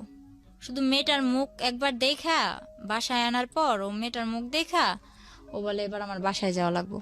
তো ঠিক আছে, ও বাসায় গেল। বাসায় যাওয়ার পর আমার বলতেছে যে মিষ্টির জন্য টাকা পাঠাও, বাবু হয়েছে মিষ্টির জন্য টাকা পাঠাও। তো মা বলতেছে তাহলে তুমি যখন মিষ্টির জন্য টাকা চাইতে পারো, তাহলে তোমাকে ওই দিক থেকেও তো মিষ্টির জন্য টাকা পাঠাইবো। তো ওগুলা দাও। মা বললো যে তো ওগুলা দাও, বলে না আপনি পাঠান। তারপর মা বলতেছে তুমি যেগুলা দিয়ে পাঠাইবা বিকাশে পাঠানোর দরকার নাই, তুমি ওগুলা দিয়ে ওদিকে দিয়ে দাও, আর তুমি যেগুলা দিতা ওগুলা আমি আমার এদিক থেকে এগুলা দিয়ে মিটমাট করে দিই। হুম। এগুলা বলার পর মার মধ্যে ওর মধ্যে অনেক কথা কাটাকাটি হয়েছে। আমার বাবুর যখন 3 মাস বয়স, পরে ও আসলো 2 কেজি মিষ্টি নিয়ে ওর বাবারে নিয়ে আসছে, অথচ আমার বাড়ি থেকে ওর 20 কেজি মিষ্টির দাম পাঠানো হয়েছে। পরে ওর বাবা নিয়ে 2 কেজি মিষ্টি নিয়ে আসছে। আর ভালো কথা, আমার মা যা আপ্যায়ন করা লাগে করছে। করার পর আমারে আর আমার বাবুরে ওদের কাছে দিয়া দিছে যা লাগে, মনে করেন দোলনা থেকে শুরু করে আমার বাবুর যা লাগে, আমার যা লাগে আলগা। আপনার সামনে দিয়েছে? হ্যাঁ হ্যাঁ। কেমন লাগছিল এই মুহূর্তে, ওই জীবনের প্রথম মুহূর্তে বাচ্চা? তো আমি আর কি, আমার যে বাবু হয়েছে, আমার বাবু কিন্তু আপনার বয়স কত ছিল এই সময়টাতে? তখন আমার বয়স 14। বুঝতেন মা তো সার্বজনীন, মার আবেদন তো সার্বজনীন, সেটা যে বয়সই হোক না কেন। এতটা বুঝতাম না, কারণ আমি জানতাম এটা একটা বাবু, হুম। কিন্তু এটা যে আমার মেয়ে, আমার বাবু, এটা যে আমার একটা অংশ, ওগুলো এত কিছু না। তবে বাবুটা হাত পা নাড়ায় আমার সাথে খেলে, বাস এতটুকুই, আর কিচ্ছু না। হুম। আর এর মধ্যে আমার সমস্যার কারণে আমি আমার মেয়ের বুকে দুধটুকুও খাওয়াতে পারি নাই। তো আমিও হাসতে খেলতে খেলতে যে 3 মাস ছিলাম, তখন তো আমার মেয়ে কিনা জন্মের পর থেকে ওরে যে হসপিটাল থেকে বাসায় নিয়ে আসছে, হুম। বাসায় নিয়ে আসার পর থেকে তো ওরও কোনো খোঁজ নাই, আমারও কোনো খোঁজ নাই। ও ঘুমাইতেছে আমার মার কাছে, আমি কাত ফিরা অন্য দিকে ঘুমাইতেছি। এটা যে আমার মেয়ে কোনো দেখশন নাই, হুম। বুঝতামই না। হুম। তো 3 মাস তো এভাবে হেসে গেলে কাটাই দিলাম। ওখানে যায় যে আমার জন্য কি অপেক্ষা করতেছে ওটা তো আমার এত কিছু মাথায় ছিল না। বললাম হ্যাঁ শ্বশুর বাড়ি যামু, মেয়ে হয়েছে শ্বশুর বাড়ি যামু। তো গেলাম, আমার মা একেবারে সুষ্টা অব্দি আমার দিয়া দিল যা লাগবো। আমার জন্য ট্যাং, আমার মেয়ের জন্য ওই 7 মাস অব্দি যা খাবার লাগবো আমার মেয়ের, সব খাবার আমার মা দুধের ডিবি টিবি যা লাগে সব কিনা দিছে। হুম। ওই বাড়িতে যখন পাটা রাখছি, রাখা মাত্র আমার শাশুড়ি কি করলো, কি আনছে পর যা নিছি আর কি, শুধু দোলনাটা ঘরের মধ্যে ঝুলাই দিছে, এই বিনে আর একটা সুতাও আমি চোখে দেখিনি। হুম আমার মা 22,000 টাকা খরচ করে আমার মার গলার চেন বিক্রি কইরা আমারে এত সব কিছু কিনারিটা দিল, কিন্তু আমার মার চেন বিক্রি করার মূল্য রইলো কি, আমি তো কিছুই পাইলাম না যাইয়া, শুধু দোলনাটা ঝুলাই দিছে মাজোটে। হুম পরে আমার মেয়েটারে আমি তবু অনেক চেষ্টা করছি, একটু একটু মা বলছে যে বুকে দুধ খাওয়ানোর সুতা দিয়া তুই একটু রেস্ট নিতে পারবি, হুম আরামে থাকতে পারবি। তো যখন আমি বলতাম যে আমার বাবুরে দুধ খাওয়াইতে হইব, তখন বলতো না, দুধ খাওয়াইতে হইব না। ওনারা তখন আমার মেয়ে কি খাইতো, ল্যাকটোজেন 2 না 3 খাইতো, এরকম আর কি। ওইসব দুধের ডিবি টিবি নিয়ে ওনাদের কাছে তো ওগুলো কবজা। আমার মেয়ের কি দিত, সাগুদানা আছে না, হুম সাগুদানা ভিজায় রাখতাম পানি দিয়া, পরের দিন সকালবেলা উঠে ওগুলা জাল দিয়া সারাদিন খাওয়াইতাম। আর আমি সারাদিন থাকতাম মাঠে। আমি বললাম যে আমি শুনছি 5-6 মাসের বাচ্চা গো আলাদা আলাদা ফলের রস খাওয়ায়, দুধ খাওয়ায়, এটা খাওয়ায়, ওইটা খাওয়ায়, ডিম খাওয়ায়, নুডলস খাওয়ায়, কিন্তু আমার মেয়ে তো ভাত খাওয়াইতেছে। হুম তো আমার মেয়েও মার্শাল্লাহ শিখা গেছে ভাত খাওয়া। তো আমি ওর বাবার জানাইলাম যে এভাবে কি চলে, আমি সারাদিন মাঠে থাকি বাড়ির বউ হইয়া, আর আমার মেয়েটা এভাবে থাকে, আমি তো এভাবে পারতেছি না। তো আমি আমার বাসায় জানাইলাম, বাসায় জানানোর পর আমার মা বাহিরে চলে যায়। হুম আমার শ্বশুর বাড়ি দেওয়ার পর মা বাহিরে চলে যায়। মা বাহিরে চলে যাওয়ার পরে আমার ভাইটারে ওই আমার নানার কাছে দিছে, মাদ্রাসায় পড়ে, সারাদিন মাদ্রাসায় থাকে, রাত্র হইলে আমার নানার কাছে আসে। তো মারে বললাম, মা আমি তো এখন এভাবে থাকতে পারতেছি না, তুমি কিছু একটা করো। তো মা বাহিরে যাওয়ার পর, সৌদি আরব যাওয়ার পর, মা ধার করে আমারে 95,000 টাকা দেয়। হুম মূলত 80,000 টাকা দেয়, আমার নানা নিয়ে দিয়ে আসছিল। হুম 80,000 টাকা দেওয়ার পর ওই টাকাটা আমার শ্বশুরের হাতে দিলাম যে আমার ঘর তুলে দেন, আমি এভাবে এক ঘরে থাকতে পারতেছি না, আমার সংসার নিয়ে আমি অন্যদিকে চলে যাবো, আমার ঘর তুলে দেন। তো আমার শ্বশুর কি করলো, ওই 80,000 টাকা নিয়ে দূরে, অনেক দূরে, আমার শাশুড়ি বাড়ি থেকে একটু দূরে, এক বাড়ি পরে আর কি, হুম আমার একটা জায়গা দিল। ওই জায়গার মধ্যে ঘরের খাম টাম গাঁথলো, মাটি টাটি বইলো, এগুলা করার পর এর মধ্যে আমার শাশুড়ি আমার দিয়া কিস্তি থেকে অনেক টাকা উঠায়, এক জায়গা থেকে 1 লাখ, আরেক জায়গা থেকে 20,000, আরেক জায়গা থেকে 30,000, এরকম করে উঠাইতে থাকে। তো তখন আমি কিস্তির বিষয়টা বুঝলাম না, আমার নিয়ে যাইতো, আমার মনে করেন গাড়ি করে নিয়ে যাইতো, ওইটা কটা সাইন টাইন দিতাম, হুম পরে আবার আসার সময় আমার কিছু খাওয়াইতো। তো এটা আমার কাছে একরকম আনন্দের ব্যাপার ছিল, বাড়ি থেকে বের হইতে পারি না, গাড়িটা ঘুরতে যাই। হুম কিন্তু আমার দিয়ে যে কিস্তি নিতেছে, কিস্তি নিলে যে কি হইব ওইটা আমার মাথায় নাই। হুম পরে যখন আমার ঘর তুললাম, ঘর তোলার পর আমার মা ঘরের মধ্যে যা লাগে, মার থেকে টাকাই না, যা লাগে, একটা সুইচ পর্যন্ত, একটা চামচ পর্যন্ত আমার শাশুড়ি আমার দেয় নাই। আমি সবকিছু কিনা নেওয়ার পর পুরো একটা 10 বছর সংসার করলে যা না হয়, আমি সব গুছানোর মতো একটা সংসার করি। হুম তখন আমার কাছে ভালোই লাগতেছিল। তখন আস্তে আস্তে বুঝতেছি যে এটা আমার সংসার, আমার বিয়ে হয়েছে, আমার একটা বাচ্চা হয়েছে। এর মধ্যে আমার ফুফাতো বোন যেটা আছে, ও ফেসবুকে ফেক আইডি খুইলা, ছেলেদের নামে আইডি খুইলা হুম আমার হাজব্যান্ডের জানাইলো কি যে আমি তো মিমরে ভালোবাসি, ওর সাথে আমার রিলেশন ছিল, এখন তো আমরা পালাই যাম। হুম তো ফারুক তো আমি বলতে পাগল ছিল। এটা যখন বললো আমার ফুফাতো বোন, তখন তো ও পুরা রাগ আমার উপর, কিন্তু আমারে বলে না। এরপরে কি করলো, ও আমি যখন জিজ্ঞেস করলাম, এরপর বলে যে দেখ কি বলে এগুলা। হুম তো তখন আমি আর কি টুকটাক ওই বাংলায় যে ইংলিশ গুলা লেখে না, আমি ফটর ফটর বলে দিতাম। ও যে চ্যাটিং করে না, এগুলো আমি ফটর ফটর বলে দিতাম, তুমি এটা লিখতেছো, এটা লিখতেছো। কিন্তু আমি মোবাইল সম্বন্ধে কিছু বুঝতাম না, ও মেসেঞ্জারে চ্যাট করতো, আমি বলতাম। তো তো আমার বলতো তুই তো সবই পারস দেখা যায়, আয় তোরে বুঝাই। এই যে মেসেঞ্জারে এই লোকটা তোরে এই যে এরকম ভাবে বলতেছে, তোর সাথে আগে রিলেশন ছিল, এখন তোরা পালাই যাবি, তো ওর সাথে যোগাযোগ, তোর হাতের মোবাইলটা আমার দিয়া লাবি, আর কেউ যোগাযোগ রাখতে পারবি না। আচ্ছা হাতের মোবাইল নিয়ে নাও, মায় যদি ফোন দেয় এই মুহূর্তেই তো দিব। হুম আমার মাই বিদেশ থেকে একটু ফোন দিব, আমি তোমার লগে একটু আমার মার লগে একটু কথা গুম, আর তো কিছু না। তো মোবাইল আমি দিয়ে দিছি। এরপর ওই ফেক আইডি দিয়ে আমার ফুফাতো বোন কথা বলতে বলতে এক পর্যায়ে আমি বলি আচ্ছা ফোন দিতে বলো ওরে। তো আমার ফুফাতো বোন কারে ম্যানেজ করছে জানি না, একটা ছেলের দিয়া ফোন করাইছে হুম ওই মুহূর্তে।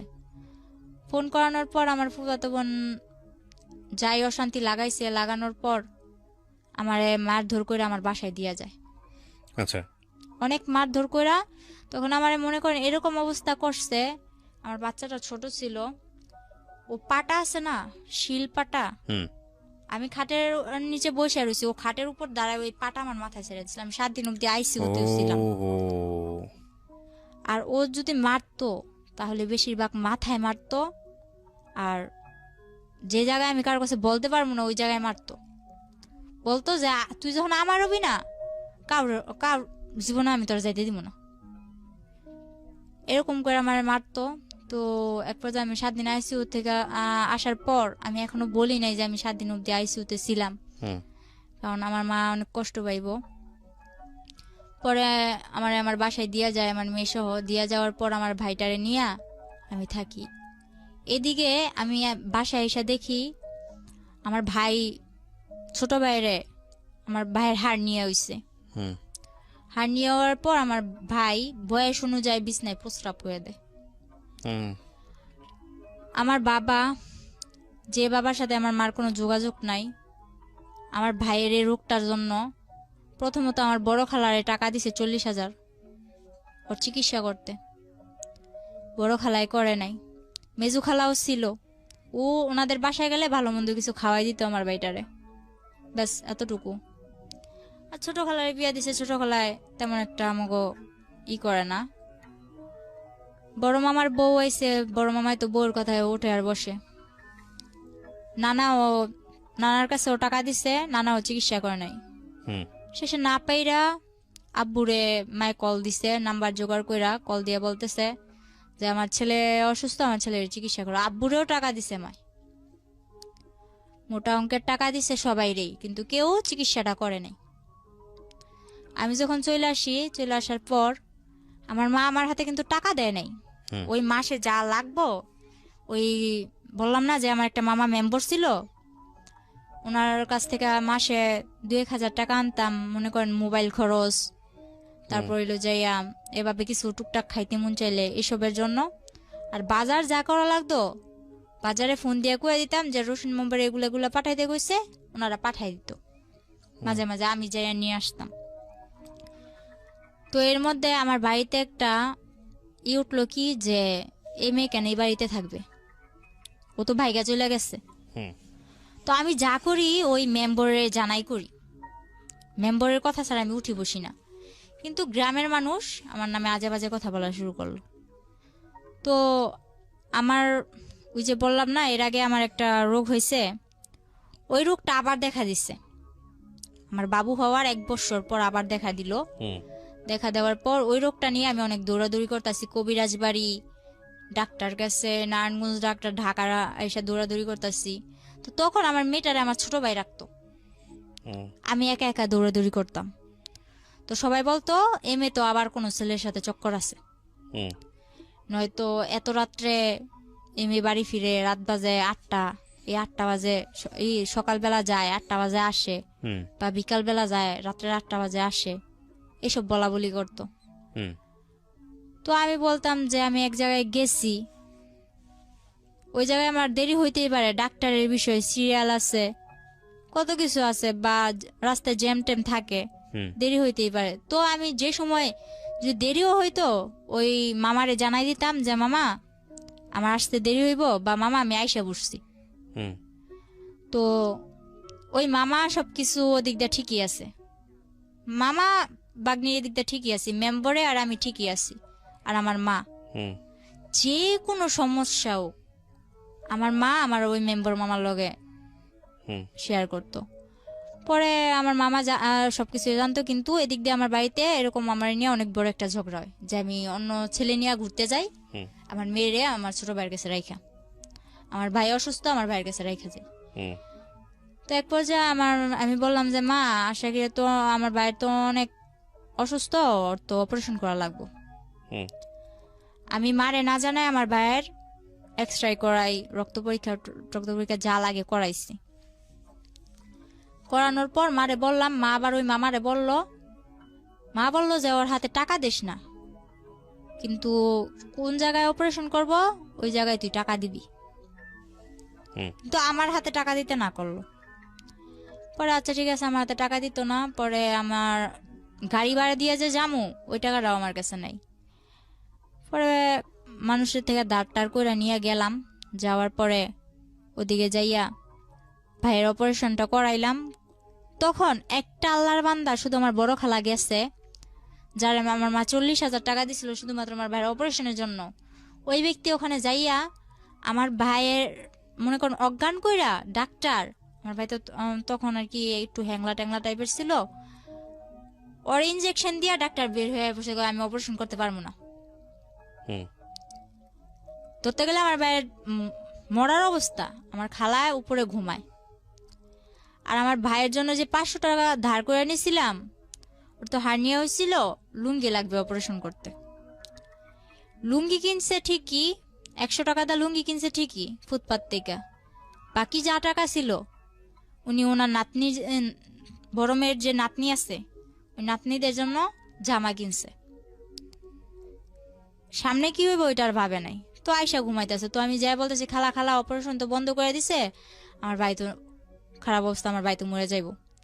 আমার মেয়েটা আমার কোলে আছে, হুম এই মেয়ে নিয়েই আমি আমার ভাই নিয়ে দৌড়াদৌড়ি করতেছি। তো পরে মনে করেন আমার খালায় তেমন একটা পাত্তা দিল না। এক পর্যায়ে যাই হোক কষ্ট সিদ্ধে আমার ভাইয়ের অপারেশনটা হইলো। অপারেশনটা হওয়ার পর ভাইটা নিয়ে কিছুদিন পর আমার হাজবেন্ডের সাথে আমার যোগাযোগ হইলো। যোগাযোগ হওয়ার পর এর মাঝখানে আবার কি করছে, রাকিব নামে একটা ছেলে, আমাদের গ্রামের পাশের গ্রামের, ওই ছেলে বলতেছে তোর মেয়েও আছে জানি, সবই জানি, কিন্তু তোরে তো আমি ছোট থেকে চোখে চোখে রাখছি, কিন্তু তোর এখন বিয়ে হয়ে গেছে, তোর বিয়ে হোক বাচ্চা হোক যাই হোক আমি তোর নিয়ে যাবো, আমি তোর বিয়ে করুম, সবাইরে জানাই বিয়ে করুম, এসব বলতো। আর ওর বোন আমার বান্ধবী ছিল নাকি, ও বলছে যে আমার বোন তোর বান্ধবী ছিল, তুই নাকি ছোট থেকেই বলতি যে আমার স্মৃতি পাটি, আমার বিয়ের সময় স্মৃতি পাটি, তারপর এলো না কেন লোকে সব দিয়ে বিয়ে, ওই এগরা বেগরা ও বলতেছে। পরে মনে করেন ওই ছেলে পাগলের মতো ছিল, ওই ছেলের মা ও হাতে পায়ে ধরা কান্নাকাটি, এসব না মাথায় না নিয়া যখন ফারুক আবার আমার সাথে যোগাযোগ করা শুরু করলো, তখন আমি আবার ফারুকের বললাম আচ্ছা ঠিক আছে তুমি আইসা আমার নিয়ে যাও। হুম তো আমার ভাইয়ের অপারেশন হয়েছে, কিছুদিন হইলো। আমার বাড়ির মানুষও মনে করেন আমি কোনোখানে গেলে এরকম বাজে বাজে কথা বলে, তো চাইরো দিক দিয়ে মনে করেন আমি একটা অশান্তির মধ্যে ছিলাম। তো আমি বললাম যে বাপের বাড়ির ইয়ের থেকে ওই শ্বশুর বাড়ির জ্বালাই বালা, এটা কইয়া মনে করেন এর মধ্যে আমার বাপেও হয়েছে, আমার বাপেও হইয়া মনে করেন আমার লগে বাজে বাজে ব্যবহার করে। তো মারে কইলাম তুমি ফোন দিয়া আব্বু আনছো কে, আব্বু তো এরকম বাজে বাজে ব্যবহার করে। তো মায়ে বলতেছে কষ্ট করে চল, আর একটা বছর পর তো আমি আইয়েই পড়বো। পরে আমি ফারুকরে খবর দিলাম, ফারুক এসে আমার নিয়ে গেল। নিয়ে যাওয়ার পর আমার অপারেশনের ভাই 2 মাসও হয় নাই, নিয়ে গেলাম ওখানে যাই, আমার ভাইয়ের ওষুধও বন্ধ। ওই যে আমার স্কুলে ভর্তি করেছিল ওটা, তখন আবার আমি বললাম যে আমি শুরু করি, মোটামুটি শুরু করতেছি। তখন আমার ভাই ছোট, আমার ভাই তো অপারেশনের মানুষ, একটু একটু কিছু খাইতেই চায়। তখন আমি আলাদা করে চলে গেলাম, আমার সংসারে আমি চলে গেলাম। তখন অনেক একটা ভালো দিক ছিল আমার, মনে করেন 3টা মাস আমি যেমন জান্নাতের মধ্যে ছিলাম, এরকম আমার মনে হয়েছে। আমার স্বামী, সংসার, ভাই, আমার মেনিয়া, আমি অনেক ভালো একটা দিক ছিল। ফারুক পরে 3 মাস পর কি হইলো, ওর মা ওরে কি বুদ্ধি দিছে জানি না, 3 মাস পর ও হঠাৎ একদিন রাত্রে আমার ভাই বলতেছে যে আপু তোমার ঘরে কারেন্ট গেছে, গরম লাগতেছে, আমি তোমার শ্বশুর ঘরে যাই শুই। তো গেল আমার ভাইয়ের, আবার আমি ওখানে নিয়ে মাদ্রাসায় ভর্তি করে দিছি। হুম তো ওর পড়ালেখা নিয়ে ওই ব্যস্ত। তারপর আমি আর কি বই নিয়ে বসছি, হুম আমার শ্বশুর আসছে এর মধ্যে, বলতেছে কি রে পড়স, বলতেছে হ্যাঁ পড়ি। পরে বলতেছে আচ্ছা ঠিক আছে পর আমি কি বসে থাকবো? আমি কই না। কয় ফারুক কে আইছে? আমি কই না আসে নাই। পরে আমার শ্বশুরের ফোন দিয়ে বলে তুই কই? বলে আমার আসতে দেরি হইব, তোমরা যাই ঘুমাই পড়ো। তো আমি না খাইয়া বসে আছি, ও আসবো আমি খাম। আমার মেরে ঘুম পাড়াইছি। রাত্রে 12টা বাজে ও একটা মেরে নিয়ে এসে দাঁড়ায়। পরে আমি এত কিছু মাথায় নেই আসতেই তো পারে। তো এটা যে কে আমার ধারণা ছিল না। আনলাম ঘরে, আমি চিল্লাচিল্লি করতেছি এত দেরি করে আইসো। তারপর হঠাৎ করে খেয়াল করলাম যে উনি কে। বলে যে এটা তোমার আপা হয়, ওটা আমার আপা হয়। পরে যখন বললাম, তারপর বললাম যে আপা হয় তো ভিতরে আসেন। আসলো তো ওরে আমি বললাম যে হাত মুখ দিয়া খাওয়ার জন্য আসো।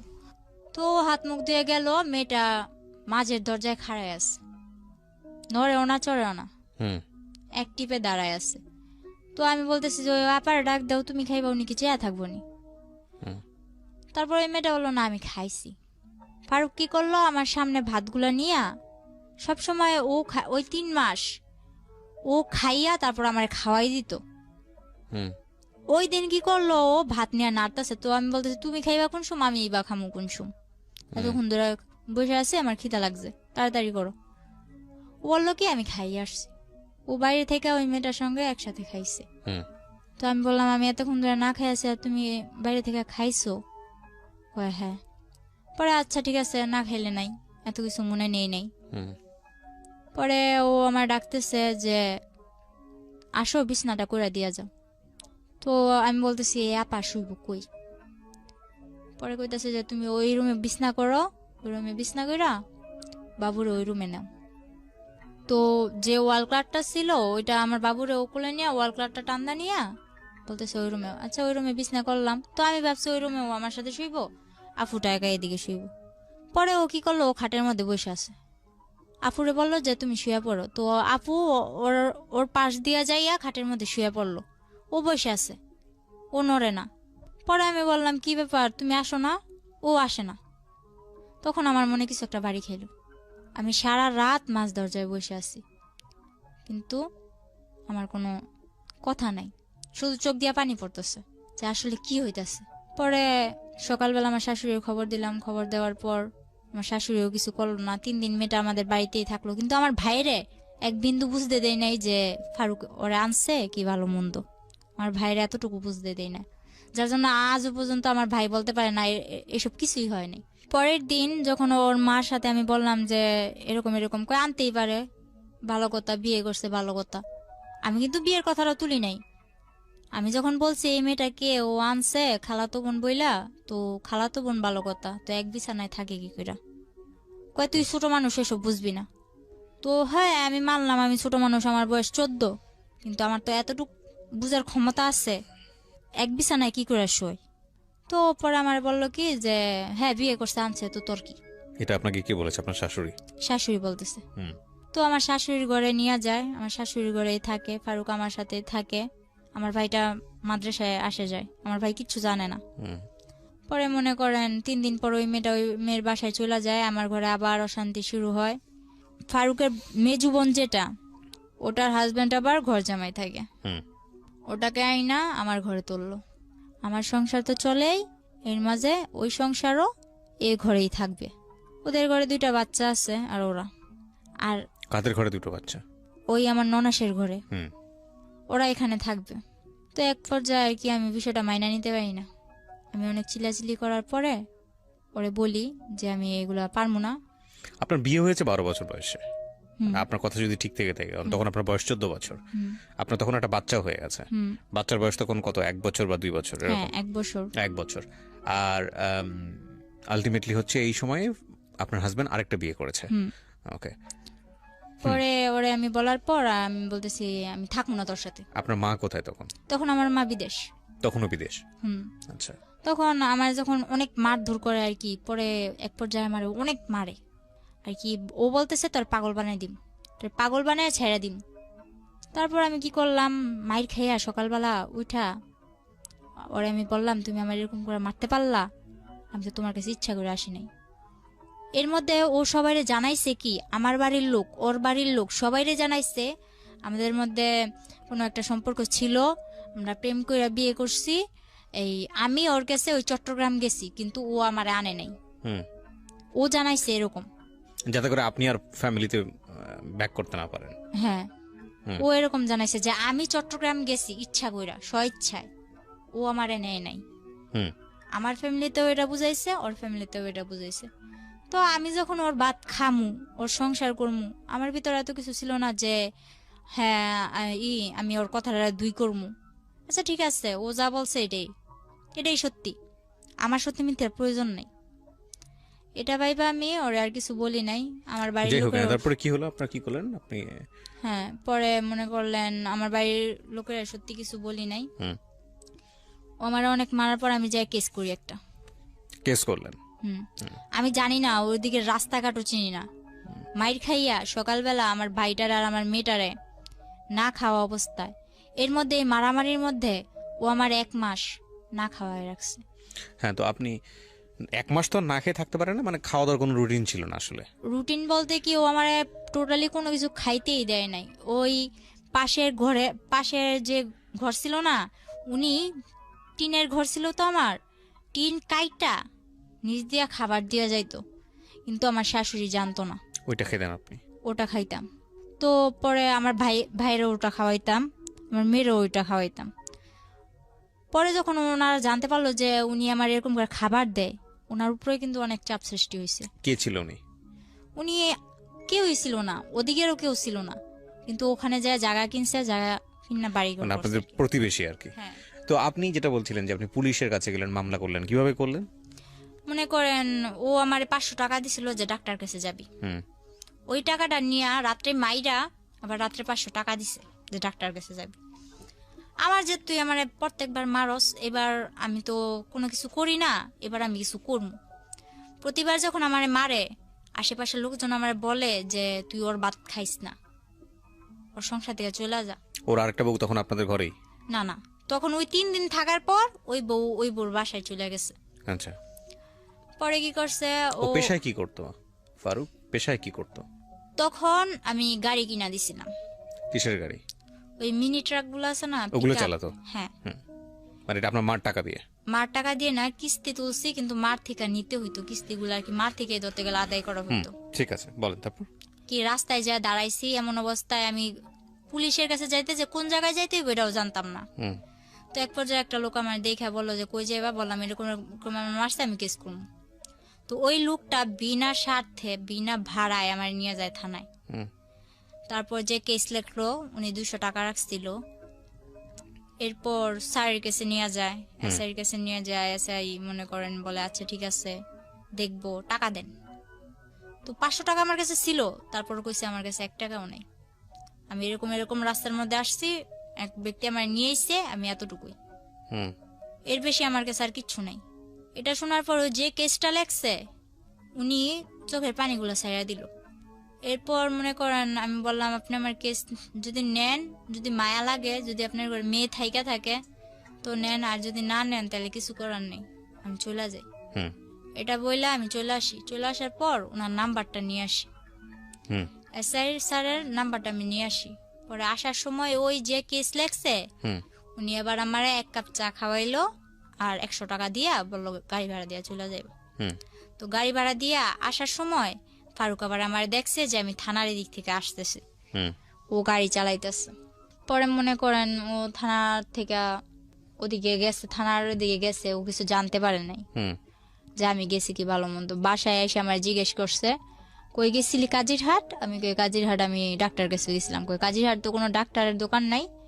তো আমি বলতেছি একজন বলছিল আছে, তো গেছিলাম পাইনি, হুম। নাকি একটা বানাই টানাই বলে দিছি। হুম। পরে আমার তো আর মার সাথে ফোন করতে দেয় না।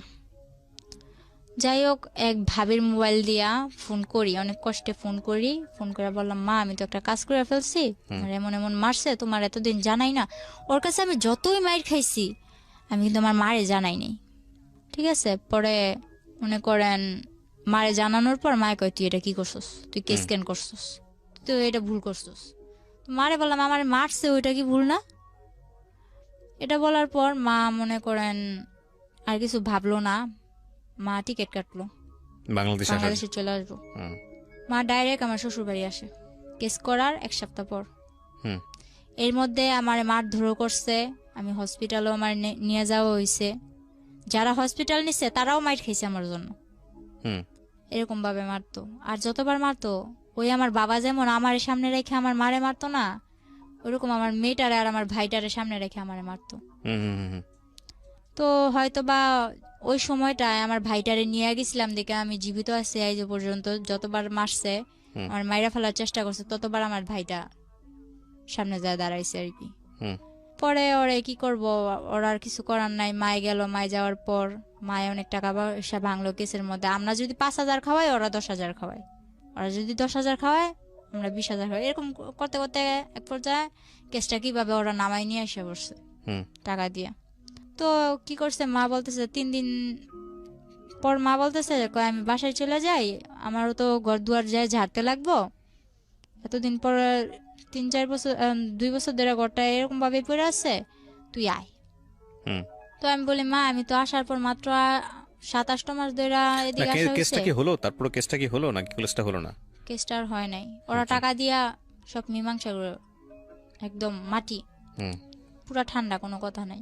হুম পরে মা চলে আসার পর মা এক জায়গা দিয়ে আমার ভাইটা তখন বন্যায় আমার ঘর, ঠিক আছে, হুম আমার মারধর করার মনে করেন 1 মাস আগে নাজিরহাট হুম বন্যা হয়েছিল, হয়তো শুনছিলেন, চট্টগ্রাম তলায় গেছিল পুরা। হুম আমার ঘরে প্রায় আমার বুক সমান পানি, আমার ঘরের পিড়া টিরা সবকিছু নিয়ে গেছে, শুধু আমার ঘরটা পাকা ছিল দেখে আমার ঘরটা টিকে আসছিল এক পর্যায়ে স্রোতের মুখে। হুম। তো এই মনে করেন আমার শুধু ভিটাটার জন্য আমার ঘরটা ছিল। পরে আমার ভাই আর আমার মা বিদেশ থেকে আসার পর আমার এই যে মারছে, ওদিকে না চাইয়া আমি বলছি যে মা আমি ওর ভাতই খামু। মানুষ কত কষ্ট করে ভাত খায় না, গাজারুর ভাত খায়, জুয়ারুর ভাত খায়, আমি ওর ভাত খামু। পরে তারপরেও মায়ের বলছেন আপনি ফারুকের ভাত খান? হ্যাঁ, আমার একটা মেয়ে আছে, আমি খামু। কারণ আমার মায় ও আমার বাবার রেখা চলে আইছে, এখন আমিও যদি চলে যাই তাহলে মানে আপনি চিন্তা করেছেন যে আপনার মতোই যদি আপনার মেয়েটার ফিউচার হয়, হ্যাঁ। যাতে না হয় সে কারণে। হুম পরে কি করলাম, মারে এসব এসব বুঝে মারে বাসায় পাঠাই দিলাম। মায়ে আসলো, মায়ে এসে 3 দিন পর মনে করেন আমার উপরে আবার মারধর মারধর করার পর আমি বললাম যে আচ্ছা ঠিক আছে, আমার মারধর করিস না, আমি বাসা থেকে ঘুরে আসি, আমি আবার চলে আসমু, কিন্তু বাসা থেকে ঘুরে আসি। পরে বলতেছে তুই তো গেলারাবি না। পরে বলতেছি না আমি আমু। তখন গ্রামের মানুষ একটা প্রশ্ন তুললো, কি কয় তোমরা যে বিয়ে করছো এই বিয়ের প্রমাণটা দাও। আমারে বলতেছে বিয়ের প্রমাণ দিতাম। ও বলে আমরা কোনো বিয়ে করি না, এতদিন আমরা অবৈধ সংসার করছি, এতদিন আমরা অবৈধ সংসার করছি। এটা যখন ও বলে তখন আমি বলি যে ওই যে লেখালেখি দেখছি, আমি বলি না আমি আলহামদুলিল্লাহ কইছি ঠিকই, কিন্তু আমার তো এতটুকু খেয়াল আছে যে ওই সময় কিছু লেখালেখি হয়েছিল। পরে বলতেছে আচ্ছা ঠিক আছে ওই প্রমাণ দাও। ও বলে না এর কোনো প্রমাণ নেই। তো আমার বিয়ে তো হয়েছিল কক্সবাজার চকরিয়া, হুম ওই ঠিকানাটা আমার মারেও দেয় না, আমারও দেয় না। এক পর্যায়ে আমি বললাম আচ্ছা ঠিক আছে তুই ঠিকানা দিবি না ভালো কথা, আমিও অসুস্থ, তুই আমারে টাকা দে আমি বাসায় যাম। কয় আমি তোর 1 টাকাও দিতাম না, তুই যদি বাসা থেকে সুস্থ হয়ে আইতে পারস তাহলে তুই যা, কিভাবে যাবি, তারপর আবার চলে আবি। হুম তারপর আমি মার থেকে টাকা নিয়ে 800 টাকা নিলাম, টাকা নিয়ে বাসায় চলে গেলাম। বাসায় চলে যাওয়ার পর মারে বললাম বুঝায় যে মা আমি ওর ভাত খামো না, ব্যাস এতটুকুই। এরপর ওই ওদের গ্রামের মাতবর চেয়ারম্যানরা বলতেছে কি ব্যাপার তুমি প্রমাণ দিতে পারতা না, তাইলে সত্যি সত্যি এতদিন তুমি অবৈধ সংসার করছো। পরে আবার আমি আমার মার থেকে মনে করেন খোঁচায় টোচায় টাকা নিয়ে যে জায়গায় বিয়ে হয়েছিল ওই জায়গায় গেছি আমি, হুম ওই জায়গাটাই গেছি, যাইয়া ওই কাজিরে খুঁজা বাইর করছি আমি একা, আমার Okay. মেয়ে আমার মার কাছে। হুম আর আমি একা ওই কাজিরে চট্টগ্রাম চকরিয়া যাইয়া ওই কাজী মতিন রে খুঁজা বাইর করি। হুম খুঁজা বাইর করার পরে ওই কাজের অনেক বুঝা টুজা টাকা পয়সা কিছু দিয়া আমার বন্ধু বান্ধব কতগুলো আসছিল, ওই যে বন্ধু বান্ধব কিন্তু আমার না, বন্ধু বান্ধব ওরই, ওই যে আমার মেসেঞ্জার বুঝাইছে, ফেসবুক বুঝাইছে যে এই যে দেখ ফেসবুক এমনি চালায়, মেসেঞ্জার এইভাবে চালায়, এভাবে চ্যাটিং করে। হুম তো ওর বন্ধু বান্ধব গুলারে আমি ফোন দিছি যে এরকম এরকম। তখন ওর বন্ধু বান্ধব গুলা ওর হয়ে আর একটাও কথা কয় না, সবাই আমার হয়ে এই কথা বলে। পরে আমি যখন বুঝে বললাম যে ভাই আমি তো এরকম কাবিনের কাগজ নিতে আসছি, মানে তো আমার দেয় না টাকা ছাড়া, আমার কাছে তো যাওয়ার ভাড়াও নাই। হুম। এটা বলার পর পরে বলতেছে আচ্ছা ঠিক আছে আমরা দেই। তারপর ওনারা 4-5 জন ম্যানেজ করে আমারে 4-5 হাজার টাকা দেয়। আচ্ছা। ওইটা দিয়ে আমি কাবিনের কাগজটা তুলে নিয়ে যাই, কিন্তু নিয়ে যাইও কিছু করতে পারিনি। ওই ছবি তুলা ইমুতে মাতবরের কাছে দিছিলাম। তারপর কি আমি ওর বাদ খামু না। এর মধ্যে আমার বাবা কি করলো, 12 বছর পর আমার মারে বললো কি আমার মেয়ের সাথে এত বড় অন্যায় হয়েছে, যে বাবা নিয়ে বলতো যে ও আমার জন্মের না, হুম। ওই বাবা বলতেছে আমার মেয়ের সাথে যখন এত কিছু হয়েছে আমি এর শেষ দিকে সারমু। ওই আমার বাবা দোকান ভাঙচুরে এগুলা টেগুলা করে আমার মারে আর কি একটু একরকম পটাইলো। মারে পটানোর পর মা বলতেছে 12 বছর পর যখন ও মেয়ে স্বীকার করছে, মেয়ের জন্য এত কিছু করতেছে বা করব, তাইলে ওরে আমি আনতেই পারি। গ্রামের সবাই বলছে দেখ তুই ওরে আনিস না। আমার বাবারে ডাইরেক্ট 2 হাত দানা করছে যে ওরে কিন্তু তোর সংসারে আবার আনিস না। তো আমার মা আনছে, আনার পর আমরাও ভাবছি বাবা পাইছি দুনিয়া পাইছি। হুম। তো বাবা পাইছি দুনিয়া পাইছি এটা ভাইবা বাবারে খুব হাসি মুখে অনেক 6-7 দিন সংসার কাইটা গেছে। হুম। পরে আমি বললাম যে আমি কিছু একটা করবো, নয়তো তো আমার মেয়েটার ভবিষ্যৎ অন্ধকার। হুম। এটা বলার পর এই 1 সপ্তাহের মধ্যে আমার মারে পুরো, আমার মা এতদিন যে বিদেশ করছে যা ছিল আমার বাবা হাত করে নিছে। মানে এইসব কাজ করে, মানে এই ধান্দাবাজি করে। তো আমার মারে কিভাবে এসব করে আমার মাও বুঝতে পারে নাই যে আমার মারে একদম সর্বশান্ত করে দিছে। তারপর আমার মা কি করলো, এই 1 সপ্তাহের মধ্যে এরকম করার পর আমি বলতেছি আমার বাবাও কি করলো, আমার মার সাথে আবার ঝগড়াঝাটি। তো যখন বললো তুই এরকম করলে কোনো লাভ নাই, এখন সবকিছু তো আমার বাবা বলতেছে মারে এই কথা বলার পর মা বললো আচ্ছা ঠিক আছে সবকিছু তোমার, তাইলে তুমি সংসার চালাও। কয় চালামু, আমি ভুসামাল রাখছি, এই ভুসামালের জন্য তুই টাকা দে। তো মা বলে আমি টাকা দিম করতে, যা ছিল তোমার তো দিয়েই দিছি, বলে কিস্তি তুলে দে। শেষ পর্যায়ে মা একটা কিস্তি তুলে দেয়। কিস্তি তুলে দেওয়ার পর বাবা ওই কিস্তির টাকা মুখা নিয়ে বাবা চলে যায়। তো ওই সময় আমাদের সংসারটা এরকম পর্যায়ে যায়, একবেলা খাইতো আর একবেলা তাকায় থাকি।